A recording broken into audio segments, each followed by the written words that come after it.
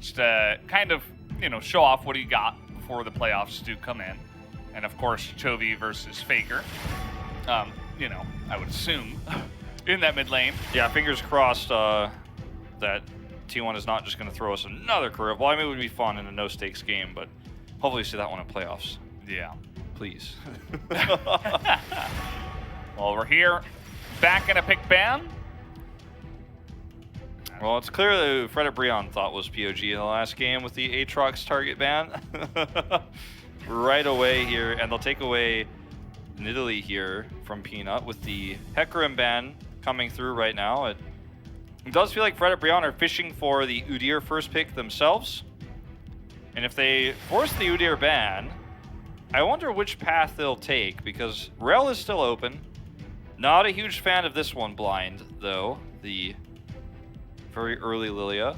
Although there are not straightforward counters to this, right? The three junglers that are banned are the ones that you don't want to face as Lilia right now. Yeah. Even though she was kind of considered on parity with the Hecarim and the Udyr for a while, we now know that's not the case. Yeah, we need to see a solid Lilia performance. We saw Dread have some insane plays yesterday. Really top tier. And we'll see, you know, Umpty is also a very good Lilia player. Peanut thinking about what he wants to play here. Shown 3 options. Yeah, you know, I'm actually kind of a big fan of Peanut's Graves and also his Kindred. Although he hasn't really been playing that one recently, it's fallen out of the meta quite significantly. But I really do like his ranged 80 jungler champions.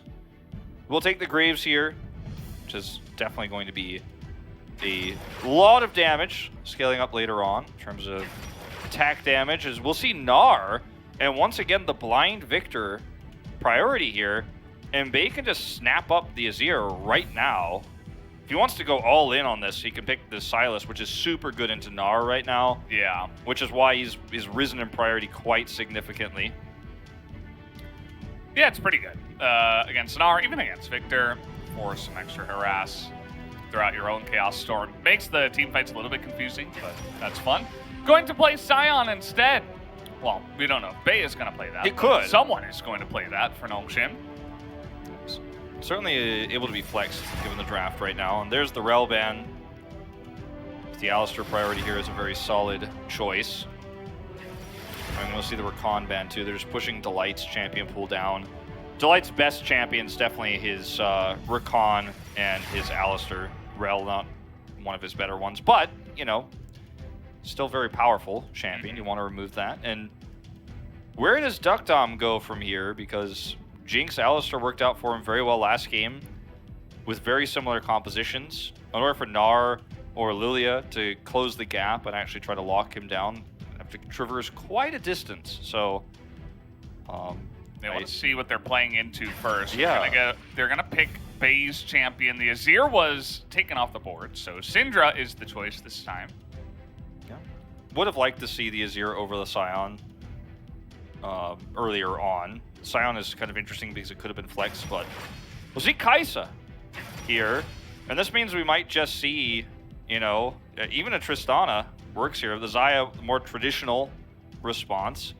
Don't know about this Kalista pick, though, in a very front-to-back team fight-oriented composition with Graves on Peanut. You don't have a lot of range with this one.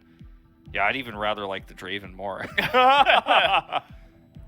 And you know, it makes the early game for Kai'Sa not very fun, as does Tristana at many points in the laning phase. So Tristana is the very obvious choice that you're expecting here. And he does go for it this time around. Tristana Alistar should be having a nice amount of fun into the Kai'Sa. I will say I'm probably one of the only people who's not on the Kai'Sa hate train right now. I feel like there's a lot of, with the very low win rate she's had over the last few weeks and the losing streak she won, a lot of people are saying Kai'Sa is terrible blind now, and Tristana is so much better, and you should never pick Kai'Sa blind into anything, and even if you know the matchup, you probably shouldn't pick it. Just hard to play her right now. I do tend to agree that it's a little bit risky, but I think the Kai'Sa pick is still very strong here. It's going to be good with the Gragas. You have the ability to execute a lot of targets on Nongshim's side with Killer Instinct if you can find that opening and circumvent Sion.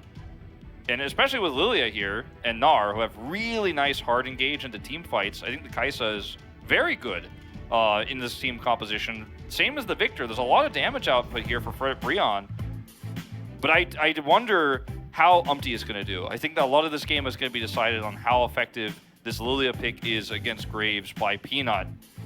Because if you end up falling behind early, this is a game where the damage output alone of Nongshim is going to be your front line. Forget Rich. I mean, the damage when Hoya tries to come in is just going to be so great. When Gragas tries to come in, it's so powerful later on in the game that you might just not be able to front to back at all if you fall too far behind. Well, we'll have to wait and see how this early game does go before we call anything here, as we are going to hop onto the Rift, game number 2. This time Fredit Brion on blue. And yeah, off we go. Delight onto Gragas. Trying to see, he hasn't played a game of Gragas actually. This is going to be his first time onto this pick. Of course, as you mentioned, got targeted out a lot. He's definitely the shot caller for this team, by the way. If you ever listen to their comms, he's the one guy shouting a lot. I think him and Umpty do the majority of that. Yeah, that's right. Both junglers very vocal in terms of shot calling. Peanut definitely a little bit less yelling, but generally is the one who makes the calls. As just a little bit more cowbell before the end of the regular season. Yeah, we needed this. Got a crab rave out. Once again, Duck Dom taking the cleanse. Very safe approach to the game. I do feel like Rich has, even though he hasn't had as dominant of a season this year as he did across both seasons last year, he has really diversified his playstyle. Excuse me, Umpty, I'm trying to do color commentary here. Hello? Like the sounds of the forest are interrupting you, Wolf. Sorry. As I was saying, I think Rich has really diversified his playstyle, and he's played a very good weak side this year. All right, we heard you that time. Okay. Thank you. So I think he's good. I think Sion is a strong pick for him at the moment, whereas at the beginning of the season, I wouldn't have known how to feel about that. I know now. Yeah. Kaisa on a 7-game losing. Yeah. I thought it was broken, but actually, nope. Still 0-7. Yeah. Still. Notice the players in this, by the way. Yes. Just want to point that out before anyone's on the Kaisa hate train again. Yeah, I saw Teddy in there. No, but just because one champion goes on the losing streak doesn't mean it's all of a sudden bad. But certainly the introduction of the Tristana counter pick has made things a lot harder for this pick, as we're looking to really push the issue here at level 2. Bay is just, I mean, we had a really nice laning phase last game too. We talked about his Emperor's Divides. I didn't like that he didn't help out a little bit on the scuttle there, but, you know, as you point out, there were good reasons for that. But he is really trying to lane aggressively against Lava. Does miss the scatter of the week there, but still, very nice trades. So he's just going to go for big back. As cheater recall. Awkward time because he pushed in the cannon minion. It's actually the wave after you would usually want a cheater, but they're both just going to teleport back to the lane. He rushes a tier, which allows him to continue to play this playstyle a lot easier, and he's going to be able to, like, the more he does play like this, obviously the more benefits he gets off of the tier, which then allow him to poke and harass more. Nice little pickup. We'll see Scuttle's traded this time. Well? Bay, where are you going? He's going for a little walk. He's going to take a lot of damage. Of course, he's not going to die from this. It is just the Lilia, but of course, that does make the 2v2 a little bit more awkward for them to force, and that just means that we're trading Scuttle Crabs here. Scuttle Crab was a Live Sandbox fan. Definitely not coming pathing back over for Peanut to contest. Ends up being just an even trade. I was hoping for some more action. Maybe Bay is trying to provide that to us, but perhaps later on. He's being very aggressive. You could tell he's quite confident in this series after getting his 2nd player of the game of the whole split. So we haven't talked to Bay all too much. If they win, of course, we will get a chance. Yeah, he got it with the set I believe he played.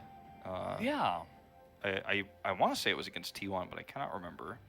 But he played a really nice set. And I think I was casting out with Atlas, and we got very excited because we thought it was his best performance of the year up until that point. And maybe his performance in the last game was good, but it was not a standout. But it was a very, straightforward game with not a whole lot to say about it. So, kind of yoinking a trophy out of thin air there.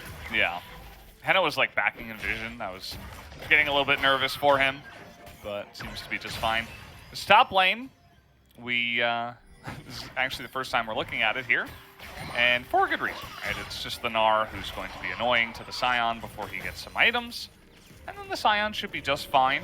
I think the Sylas would have been interesting to play into this comp, even with the cast that got eventually chosen, but instead we do get the Syndra, the Gnar going to be the only one doing Gnar ultimates. Yeah. This is probably as the devs intended, Yeah, very true. When they made Gnar so many years ago. And Jonas Strong, there's like nothing happening, so Jonas Strong's just like pointing out the bot lane wave state. He's like, by the way, there's some extra damage on this one minion, so it's going to push towards Nongshim. Yes. It's going to give them a slight advantage as it denies more minions away from Henna and helps out Duckdom and Kellen down there. What's the name of that voice actor? Is it David Attenborough who does the nature documentaries? I think so. I think I said that right. Okay, production confirmed. Thanks. Thanks. That was very quick Planet information. Earth, the show that he's on mostly, but maybe we should just have our production give you the lines to say, yeah, and then you can say them. that would be very LEC, wouldn't it? I think. Actually, I think the casters give the production the lines they're going to say, and the production either confirm or denies in the LEC over there. They say very silly things before the game a lot, though. I appreciate the humor. But I was going to say, it feels like you were about to do a nature documentary about the wave state there. Yeah, we have done that before. I think that Achilles was the best at that. I think he was the one that had the highlight moment with the nature documentary. Oh, I missed that one. Well, nothing ever dies on the internet, so it's definitely out there somewhere. And maybe someone can at him or at Wolf as well, and provide him with that information. Because it certainly feels like a lot of these games in the series have been a bit of a nature documentary. There's actually a new one on Netflix that I've been watching. It's I forget the name, but it's like it wasn't Planet Earth. Something no, it wasn't Planet Earth. It's like you're like Planet Venus. I'm like, oh, we're going to Mars. No, it's called Night on Earth. Thank you, production. Production has just got all the answers today. Production also says it's so good because apparently, he's kind of our third commentator at the moment. So that's just the word from production. Yeah, but it's great because not a lot of documentaries have happened at night. By the way, it looks like it's nighttime over here. Peanut gonna sneak out and snatch that away. The hungry craves waits in the brush. Exactly. Currently unaware. Well, that's a nice little steal, and then he's able to push away and then grab this Drake with a really nice bot prio they have. And I think they're only realizing it now. They're like, wait, no, he went straight to the Drake? What? I don't think he can take this, though. This actually works out really well for Fredit Brion. Ooh, it's gonna reset. He can't make up his mind. There you go. Sit back down, Drake. Go back to your nap. Drake doesn't get to have too much fun in this League of Legends game that we play. I was taken down or flapping around. That Drake was me yesterday trying to decide whether I wanted to take a nap or check my Switch to see if my new game came out. I was like checking online. Can I play it yet? Oh, I guess not. Going back to bed. Good old Monster Hunter. Yep. You and the other three LCK, or the other two, I guess, besides us, LCK commentators are all about that. I don't own a Switch, so I can't get on that train. But I hear it's good. It's pretty good. And I guess for you don't hunt Rathalos, you just hunt Infernal Drakes. That's the same for these pro gamers right now. None of them successful. They're gonna have to reset. There's more brush hiding here, but unfortunately for Delight, there's no one to help him out if he collapses there. And He is just here to help Umpty take this Rift Herald. Peanut spots this. And you know what? They might actually have to reset on this too. This is so funny. No one can take anything in this game. No. Actually, yeah. I mean, Nongshim just let them have it. I thought Rich was going to come over. Yeah, they see them taking it, and they're just like, whatever. That's fine. But so often this happens with Nongshim, where they kind of hover around the Rift Herald and send Kellen up, and then Duckdom gets 2 plates. This is actually a very common thing. And actually, in several games Nongshim have played this season, Duckdom gets the same amount of gold as the Rift Herald by himself in the bot lane on plates. And solo XP, by the way. So, which is great. It ends up being pretty good for them. He's not quite able to get that many this time, but... Yeah, Henna didn't actually join he wasn't fully committed to going up to the Rift Herald because Nongshim didn't fully commit with the rest of their team, so they didn't need Henna's presence. So he's able to get down there on time and only allow 1 plate to go over to Duckdom. They don't have vision of Umpty here. Ooh, this could be has ball. Well, it was, but it just... it was yes, true. It was a bowling gutter ball there. Speaking of which, he's not going to have it here for a few seconds, but he will have it when they decide to come and contest. I don't think he should fight this. Nope. Okay, threw up an emote, though. I appreciate that. Don't we all? I'm so glad that they allowed emotes now in pro play. Wasn't always like that. You know, I probably would have been one of the people against it at the time, but I'm glad that I didn't have any say in it. Because now looking at it, I like it. That's really cool. I feel like it offers the players a way to show their personality in the game. Yeah, and usually you don't see it used disrespectfully, and it usually doesn't break the tension of a really high stakes match. And in some ways, it can even add tension. Yeah, it's also really good for selling emotes, which we love to do. True. And yeah, there's definitely some good ones out there. Yeah, my favorite is the question mark frog looking thing. Yeah, that's my favorite right now. Okay. I like the bees. The bees, yeah. It's a pretty common opinion, but a lot of people like the bees. Yeah, I'm too hipster to say I like them, but off air, I'll be like, yeah, I have all. Actually, I have a confession. I like the bees as well. The set with the trophy too. I think it's supposed to be set. It holds a trophy up. I like that one. Chaos Storm. Yeah. Lava's desperately trying to make something happen in this game. No kills yet. Exactly even gold, and Infernal Drake went to Nongshim, Rift Herald went to Brion. That's kind of where we're at here in this game. Yeah, just to remind everyone while we're talking about emotes. Yeah. You know what is a really great emote? I don't know if you've seen it. It's a bit of an older one. It's the smiling Garen. I actually don't know if I'm familiar with that one. I'd have to look it up.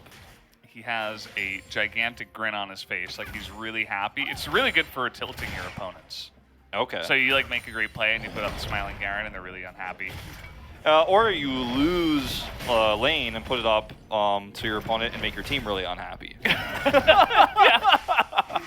Yeah, so sometimes when I'm getting question mark pinged, which of course in solo queue happens very often, I like to throw it up, That one or the thumbs up, those are my 2 favorite as a response. This is going to be potentially the whole turret, but Peanut's in a really nice spot to deny Umpty, and they actually can't push the issue here. Even though they had a whole wave with this, they just...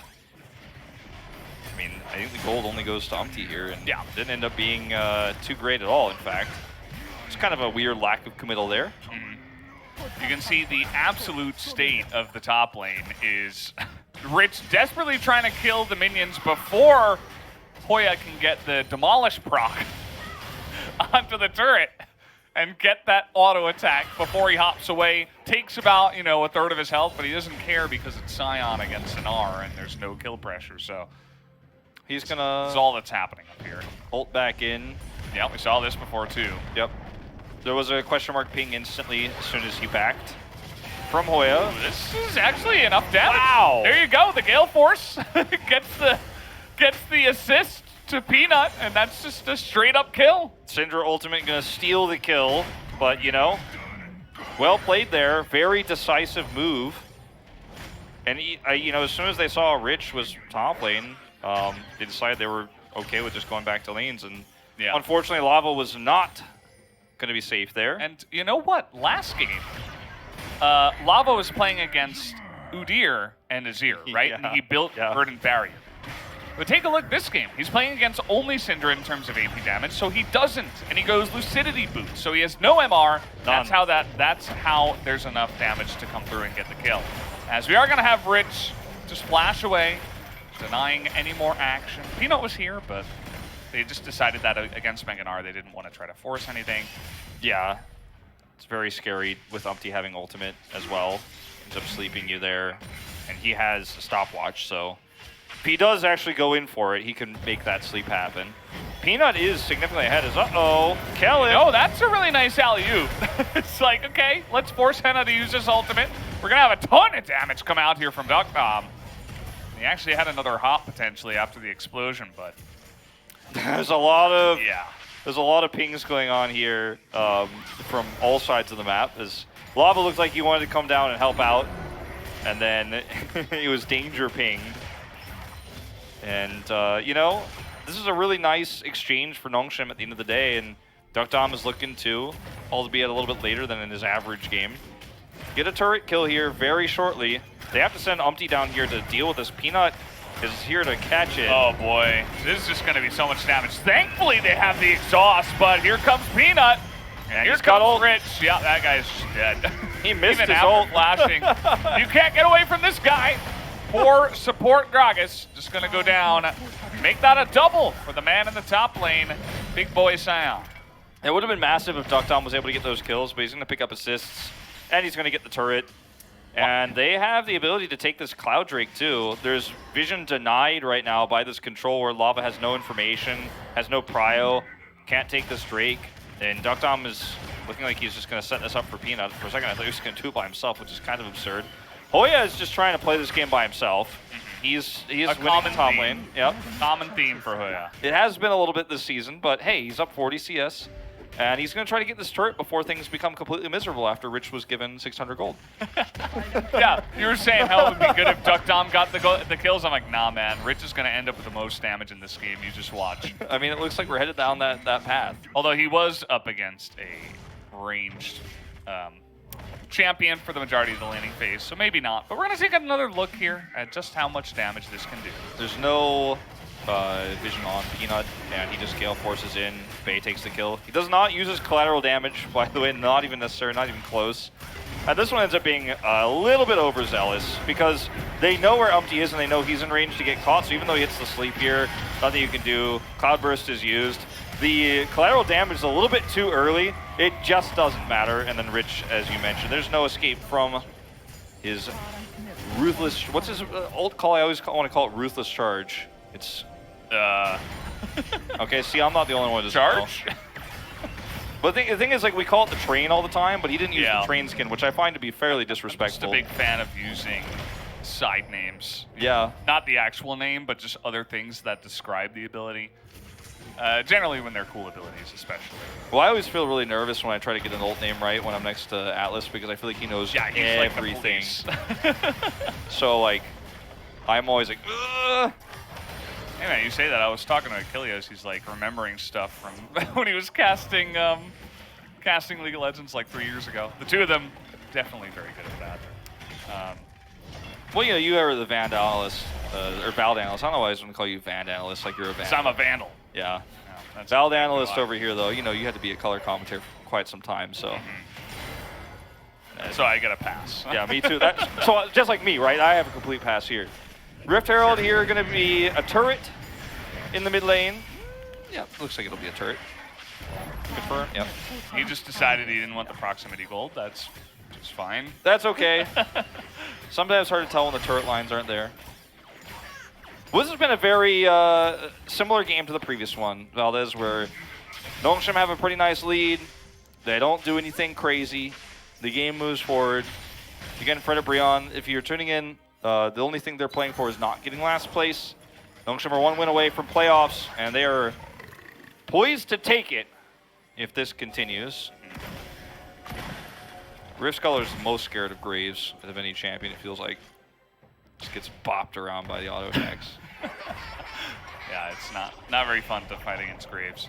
He's got a very powerful weapon. I think I would be most scared of Syndra, because you just get pulled out of the air and thrown into outer space and back down to Earth. Sure. Yeah, I mean, in terms of non-jungle champions, it was a lot scarier than Graves. But Yeah. Hoya, again, Hoya's trying so hard. He's gonna do anything he can.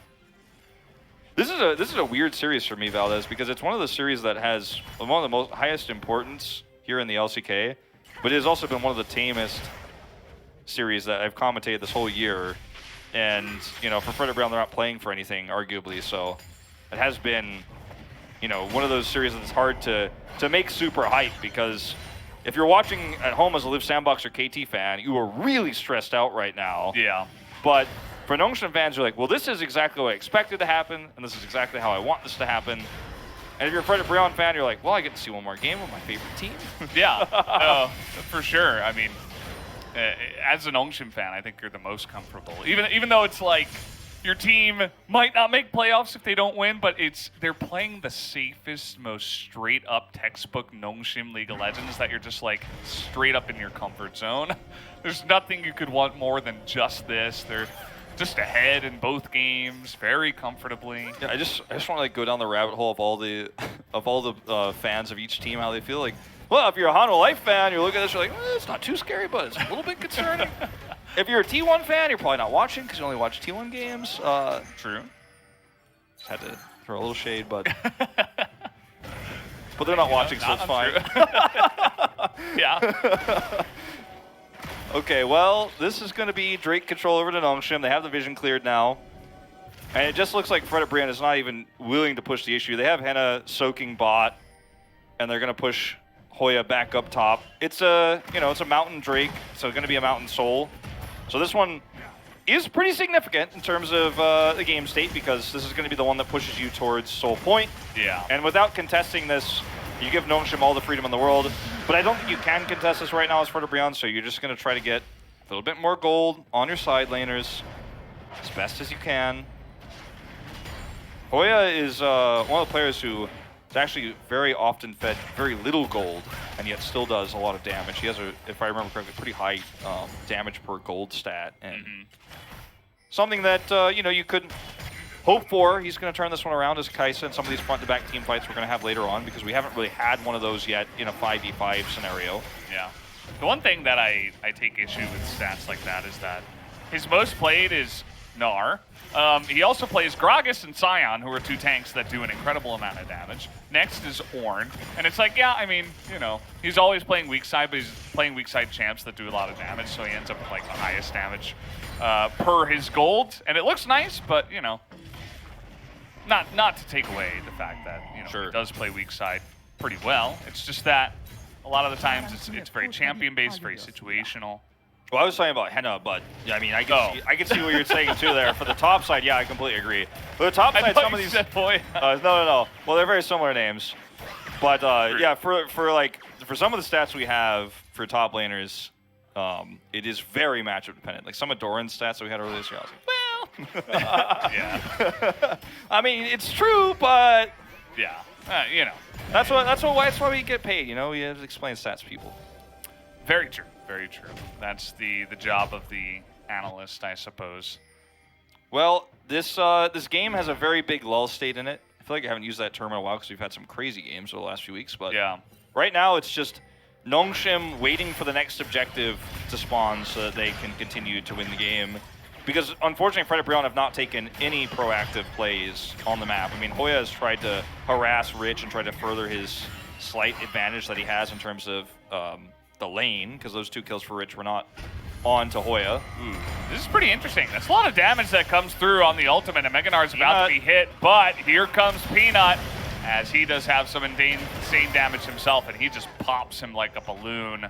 And Fredit Brion's like, that's the last time I try to make any plays in this game. Well, yeah, I mean, Peanut was there to scoop it up, and Rich just, at this stage of the game, has way too much. He's right now, I think he's up a level. He has Gargoyle plate done, and gonna watch it again. Hoya ends up getting stunned here, and then of course loses armor, Rich hits the combo.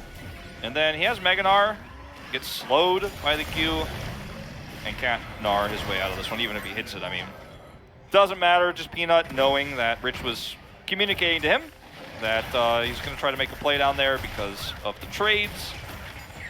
And at this stage, I mean, you have Phantom Dancer as Duck Dom. I don't know if you can actually start the Baron here, the 2 items, but... Yeah, they didn't clear out that one ward either, so Bro would immediately know.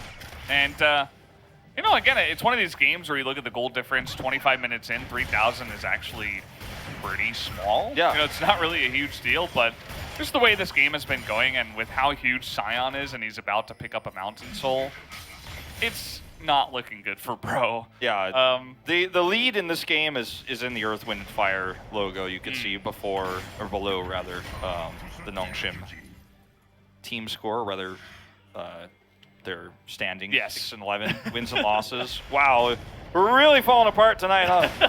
You got it out. Yeah. You guys know where the dragon logos are, okay? Yeah. And that's where the major lead is, because Nongshim have a Sion, and they are poised with the control of the map that they've had over the last 10 to 12 minutes to take that soul. Fredit Brion haven't shown the ability to contest. Now, they do have Zhonya's for Umpty, and he can set up a big sleep. That's, I think, their best chance of taking this fight. Obviously, you can follow it up with Gnar, and then end up catching some of those champions, you know, by avoiding the front line that is Rich here. I mean, I think that's your best hope here. Otherwise, Nongshim have so much damage, too. They can rush this down so quickly. And they're putting blue trinkets in here because they're just so desperate for any vision at all. And they're just not going to get it. They do get around here, though, and get Cryo. This is an interesting position. As you mentioned, they have first track on the mid lane, but at least Hoya is there.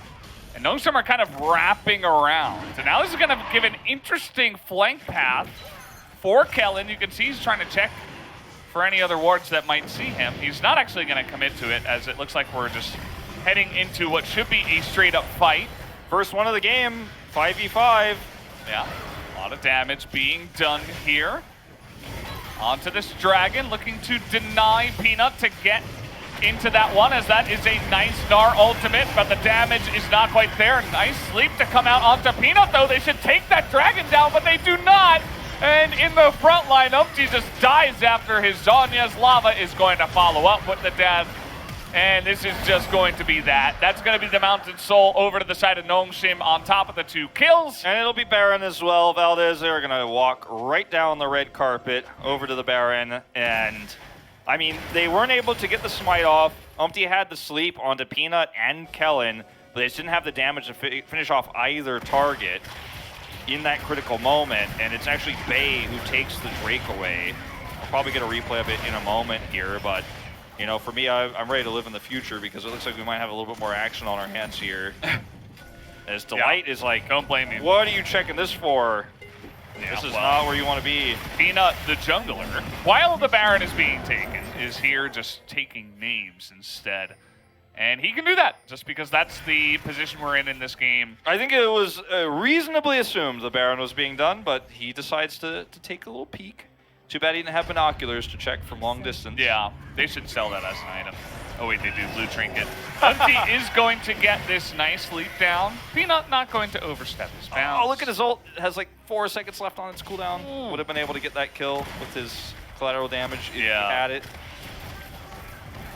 But Nongshim still very happy with the way this game is going. It's very straightforward. It's clean. There's not a ton of action, but it gets the job done, you know, and that's all that Nongshim really care about here. They're playing clean League of Legends, and they should be able to buy themselves a spot into the playoffs in this manner. As Peanut is on the hunt. Yeah, no Zhonya's here. Peanut does have collateral damage. Oh boy. There it is. He's literally hunting deer. I mean, he had a ward there. You know, I mean, it wasn't even blind. He was like, "Listen, I'm just gonna come in." And that's all. 1 shot, 1 kill. 1 shot, 1 kill. Way overused line. From Hunter Graves here. We're gonna watch this again. Look at Umpty, because this is again the only chance they really have. is to get a sleep off. He flashes in, gets Peanut and Kellen. Somehow does not hit Duck Dom. But with the damage output that, Nongshim have at this stage, even if you hit Bay, I don't think it matters. And then Duck Dom just flashes forward and takes out the Victor instantly. Bay had several really nice Scout of the Weeks there and is able to get the Dream. Yeah. As, speaking of Bay, uh-oh. He's not even paying attention. Yeah, Fredit Brion are pretty checked out of this game, I He's think. already thinking about Summer Split right now. Yeah. Oh, poor Hoya. This is some clean play wall ahead for Nongshim. May not be that exciting, but it is certainly how you want to do it when you're ahead at the stage. It was, what, 27.5 minutes into the game where we had our first team fight? Yeah. It's not going to be a perfect game or anything like that. There is the one turret that Bro took, Yeah. so no perfect game, as you mentioned. Other than that, they got nothing. Of course, we don't include turret plates. It's not a thing. Yeah, no. Factors into perfect games, guys. Okay, there's always like, that well, one guy. test game. There's always that one guy. Pretty sure they killed a ward too, so. How many skull crabs were there? Yeah. I think at least 2 went to Bro. He took their blast cone. Yeah. Well, here we are. The Baron push is coming in. They got 2 Rich. cannons that are buffed up. Victor is pretty good against this, but still a little bit Look difficult. at what Rich is. It's going to be a nice sleep, and yeah, Rich just comes through. He is the, he's not They're letting healing him. anyone taking damage on his team. He's just taking the turret. Just doesn't even care. Yeah, Scion with Mountain Soul is just, shouldn't be allowed. Now imagine Scion Seraphine. Thankfully we had, I think, 5 Seraphine bans today. Yes, we did. Very nicely done teams today. Yeah, there was a little bit of a lapse of judgment in terms of Seraphine priority in Korea for a week or 2 there, but everybody got their minds back in it. It's very difficult for Nongshim to end until they can actually find initiation. Rich has his ult back up. I think that might be the way. This Peanut is just going to catch this this wave and pull it in. Oh, there you go. Scout of the week here on the Lava, and he is just dead. And that's been many times now in this game that Bay has took his life down. And, well, just going to push all the inhibitors here. Potentially get the tutorial victory. Nice play, actually, from Delight. Is going to take down Bay. It almost feels like he's accelerating the doom of Bro in this game as tons of damage comes out from this Graves. As you mentioned, always a treat to watch his Graves as Duck Dom is going to take down the remaining members here. Peanut desperately trying to take the kill away. Who's going to get it? Who's going to get it? It's Duck Dom. He picks it up. Triple kill for them, and we have our 6th place team in the playoffs. It will be Nongshim Redforce as they take down the 2-0 here tonight against Fredit Brion and secure their spot in the LCK Spring Playoffs. Was without excitement. It was a very straightforward series. You know, there was no one holding their breath, I think, across this. If you were a KT Rolster fan or a Live Sandbox fan, it just felt like you were watching the slowest, most painful ending